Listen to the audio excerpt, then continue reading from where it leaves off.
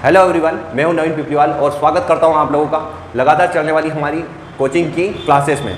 हम लोगों ने आप लोगों के लिए ढेर सारी क्लासेस अवेलेबल करवाई हैं। आप लोग यूट्यूब पे हमसे जुड़िए और क्लासेस आप लर्न कर सकते हैं वहां से। आज हम वर्ग 2 की जो सामाजिक विज्ञान सोशल साइंस की जो पेपर रहेगा जिन कैंडिडेट्स के लिए, उनके लिए महत्वपूर्ण क्लास होने वाली है। सोशल साइंस सामाजिक विज्ञान के लिए आपको ढेर सारा मैटर पढ़ना है वैसे तो, पर कुछ क्लासेस जो आपके लिए महत्वपूर्ण हो सकती है, जहाँ से वेटेज ज़्यादा रहता है, वो क्लासेस हम प्रोवाइड कर रहे हैं। तो आप बने रहिए। क्लास स्टार्ट करते हैं आज की। हम स्टार्ट करने वाले संसद, भारत का पार्लियामेंट की बात करें तो भारत का हाल ही में नया संसद भवन भी बना है। ठीक है, तो संसद की बात करें तो हमारे यहाँ पर जो संसद है वो द्विसदनात्मक शासन की टाइप का है। किस प्रकार की सरकार है हमारे यहाँ? द्विसदनात्मक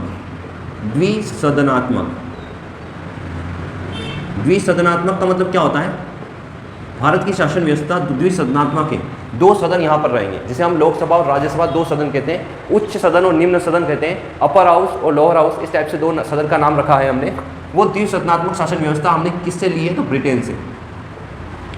अगर विदेशी स्रोत की बात की जाए तो ये जो शासन व्यवस्था है, जो हमारे यहाँ पर संसद भवन बना हुआ है, संसद है, वो द्विसदनात्मक शासन व्यवस्था जहाँ पर चलती है, यह हमने कहाँ से लिया है? ब्रिटेन से लिया है, क्योंकि कुछ विदेशी स्रोत पूछे जाते हैं एग्जाम में।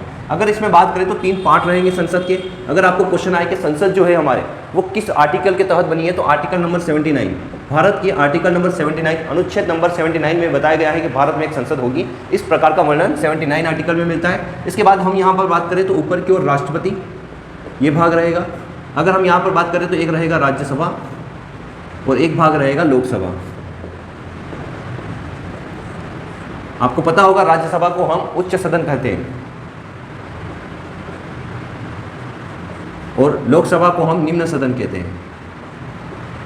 इसका एक ही कारण है, क्योंकि राज्यसभा कभी भी भंग नहीं होती हमारे यहाँ। राज्यसभा कभी भी खत्म नहीं हो सकती, इसलिए कभी भी ऐसा समय नहीं आएगा जब राज्यसभा में कोई ना हो, कोई सांसद ना हो, तो वो कभी भी भंग नहीं की जा सकती। इसीलिए उसे कहा जाता है उच्च सदन। ये हमेशा ऊपर है, अपर हाउस है। और लोकसभा, क्योंकि वो प्रति 5 वर्ष में भंग हो जाती है, तो इसीलिए इसे कहा जाता है निम्न सदन। तो संसद के उच्च सदन और निम्न सदन 2 प्रकार के सदन है। यहाँ पर राष्ट्रपति होगा। तो आपको आर्टिकल देखना है। अभी बात करेंगे 79, संसद की 79 आर्टिकल है। राज्यसभा का दूसरे नंबर पर उच्च सदन आएगा। 79 के बाद क्या आएगा? 80। तो राज्यसभा का आर्टिकल क्या हो गया? 80। और लोकसभा तीसरे नंबर पे लोकसभा आएगा, तो लोकसभा का आर्टिकल क्या हो जाएगा? 81। आपको याद रखने में भी कोई दिक्कत नहीं है। संसद पूछे 79, अगर राज्यसभा पूछे तो क्योंकि पहले तो राज्यसभा आएगा, ठीक है, अपर सदन है, तो उच्च सदन 80, 79, 80 और फिर लोकसभा का क्या आ जाएगा? 81। आसानी से आप रिमेंबर रख सकते हो, कोई दिक्कत नहीं है। इसके बाद अगर राष्ट्रपति की बात करें तो राष्ट्रपति के लिए आर्टिकल है 52। आर्टिकल नंबर 52, 52 में बताया गया है कि भारत में राष्ट्रपति पद होगा। तो ये 3 प्रकार के हमारे पास क्या है? अलग अलग भाग हो गए, ठीक है, पर 2 सदन हो गए। यहाँ पर द्विसदनात्मक शासन व्यवस्था हो गई। अगर हम अलग अलग बात करें, जैसे लोकसभा के लिए बात करें, तो लोकसभा में और भी सारी जानकारियाँ हमें पता होनी चाहिए। जैसे कि लोकसभा में सीटों का वर्णन, आयु, किस प्रकार के लोग रहेंगे, कौन सी आयु को रखते हैं वो, इस तरीके से। तो न्यूनतम आयु की बात करें तो सबसे कम, निम्न सदन से स्टार्ट करेंगे, सबसे कम आयु यहीं पर होगी 25 साल। अगर न्यूनतम 25 साल का कोई व्यक्ति है तो लोकसभा में सांसद के लिए वो चुनाव लड़ सकता है। न्यूनतम आयु कितनी होगी? 25 मिनिमम एज। तो 5 यहाँ बढ़ा दो। राज्यसभा में आपको अगर चुनाव लड़ना है, आप सांसद बनना चाहते हो, वहाँ पर भाग लेना चाहते हो इलेक्शन में, तो 25 + 5 कर दो 30। और राष्ट्रपति तो यहाँ से फिर यहाँ आने के लिए +5 कर दो 35, ठीक है। तो आप 5-5 बढ़ाते जाओ। 25 यहाँ पे रहेगा, 30 यहाँ पे रहेगा और 35 कहाँ पे हो जाएगा? राष्ट्रपति के लिए। लोकसभा में मिनिमम एज क्या होनी चाहिए इलेक्शन के लिए? 25। राज्यसभा में कितनी होनी चाहिए? 30। और राष्ट्रपति के लिए कितनी होनी चाहिए? 35। आप आराम से याद रख सकते हो, भूलने का क्राइटेरिया नहीं। पहले हम इधर से बढ़े थे, अब हम रिवर्स जा रहे हैं, ठीक है, इस तरीके से। आपको पता होगा अगर क्वेश्चन आ जाए कि प्रधानमंत्री बनने के लिए न्यूनतम आयु, पीएम बनने के लिए न्यूनतम आयु कितनी होनी चाहिए, तो क्योंकि प्रधानमंत्री जो होते हैं वो लोकसभा में ही होते हैं, क्योंकि लोकसभा में बहुमत दल का नेता ही पीएम होता है। तो लोकसभा में पीएम है, इसका मतलब पीएम के लिए भी न्यूनतम आयु क्या हो गई? 25 ही हो गई, क्योंकि वो यहीं पर है। तो पीएम के लिए पूछ ले तो भी 25 लगाना है आपको। कोई भी मंत्री है तो उसके लिए भी 25 भी आ जाएगा, ठीक है। इस तरीके से आप ध्यान रख सकते हो। चलिए आगे बात करते हैं हम कि किस प्रकार की यहाँ पर सीटें होती है। तो सीटों पर भी बहुत ज़्यादा दिक्कत होती है, बहुत सी बार बहुत सारा प्रॉब्लम होती है, क्योंकि अलग अलग बुक्स में हमें सीटों पर बहुत ज़्यादा वर्णन अलग अलग टाइप के मिलते हैं। तो अगर लोकसभा की सीटों की बात करें तो आपको अलग अलग आंकड़े ध्यान रखने हैं। एक ये भी होता है 552, एक ये भी होता है 545 और एक ये भी पूछा जाता है 533। तो ये क्या है? अलग अलग क्राइटेरिया, किससे अलग अलग क्वेश्चन क्यों बन रहे हैं? सॉरी 535 नहीं लगाना आपको, 45 और 52। ये दो टाइप के यहाँ पर क्वेश्चन बनेंगे। अगर 52 की बात करें तो ये क्या हो गई, लोकसभा में अधिकतम सीटें, मैक्सिमम जब अधिकतम सीटें पूछी जाए आपको लोकसभा की तो हमें 552 लगाने हैं। जब हमें पूछी जाए कि वर्तमान सदस्य संख्या कितनी है, वर्तमान सदस्य, तब हमें क्या लगाने हैं, 545, मतलब 7 सीटें यहाँ पर क्या है, कम है। ठीक है, ये रिजर्व है क्योंकि रूल बना हुआ है संविधान में 2026 तक हम एक्स्ट्रा कोई सीट की वृद्धि यहाँ पर संसद भवन में नहीं कर सकते हैं, तो पहले से ही कुछ सीटें एडवांस हैं यहाँ पर। तो आपको क्वेश्चन अलग अलग आते हैं, क्वेश्चन पे ध्यान दीजिएगा आप। अगर वर्तमान पूछे तो 545 लगाना है, और अगर मैक्सिमम पूछे कि अधिकतम सीटें कितनी है तो हमें 552 टिक करना रहेगा, ये ध्यान रखिए। अगर हम राज्यसभा की बात करें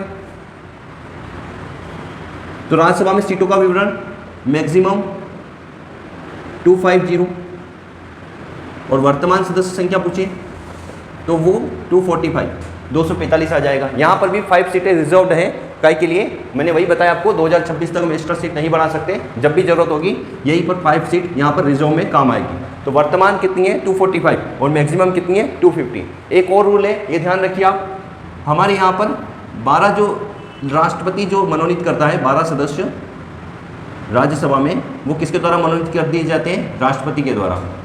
ठीक है, ये आपको ध्यान रखना है कि 245 में से 12 सदस्य जो राष्ट्रपति के द्वारा मनोनीत होते हैं वो राज्यसभा में होते हैं। पुराने समय में हम कह सकते हैं लोकसभा में भी पहले 2 एंग्लो इंडियन को मनोनीत करने की परंपरा थी, रूल था, जो कि अभी हाल ही में कुछ संविधान संशोधन के द्वारा हटा दिया गया है, वो अब नहीं है। पर यहाँ तो अभी भी मनोनीत किए जाते हैं 12 सदस्य। इस तरीके से सीटों का यहाँ पर विभिन्न प्रकार का विवरण है। और इसमें आगे की बात करें तो कुछ और भी रूल्स हैं, जैसे राज्यसभा, लोकसभा और राष्ट्रपति से संबंधित बहुत सारे ढेरों नियम हैं, पर हम धीरे धीरे उसको आगे बढ़ते रहेंगे, किस तरीके से आगे उसको देखना है हमें। अगर लोकसभा की बात करें तो लोकसभा का जो अध्यक्ष होता है, ठीक है, लोकसभा का अध्यक्ष, लोकसभा के अध्यक्ष की बात करें तो अध्यक्ष को हम यहाँ पर स्पीकर कहते हैं, स्पीकर। लोकसभा के अध्यक्ष को क्या कहा जाता है, स्पीकर।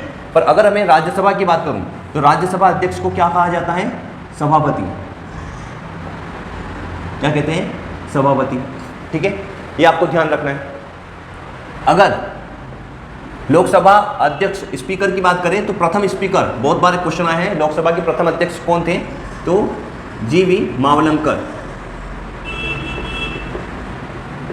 जीवी मावलंकर क्या थे, हमारे प्रथम लोकसभा अध्यक्ष थे, स्पीकर थे। ठीक है, और सभापति में अगर पूछे तो राज्यसभा के प्रथम सभापति कौन थे, तो आपको ध्यान होगा सभापति वही होता है राज्यसभा में जो पदेन उपराष्ट्रपति हैं। तो प्रथम हमारे उपराष्ट्रपति कौन थे, डॉक्टर सर्वपल्ली राधाकृष्णन, डॉक्टर सर्वपल्ली राधाकृष्णन हमारे प्रथम क्या थे, उपराष्ट्रपति थे, और वही हमारे क्या थे, प्रथम सभापति भी हो गए राज्यसभा के। तो राज्यसभा के सभापति राधाकृष्णन थे। और अगर इधर पूछ रहे लोकसभा के प्रथम अध्यक्ष कौन थे, तो जीवी मावलंकर जो लोकसभा के प्रथम स्पीकर या अध्यक्ष थे।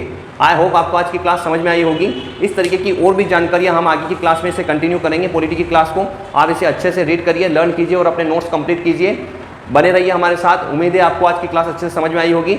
आप इस क्लासेस को अधिक से अधिक बच्चों तक पहुंचाएं, शेयर कीजिए ताकि हमारा सपोर्ट बना रहे और आप लोगों को भी इसका फायदा मिलता रहे। धन्यवाद।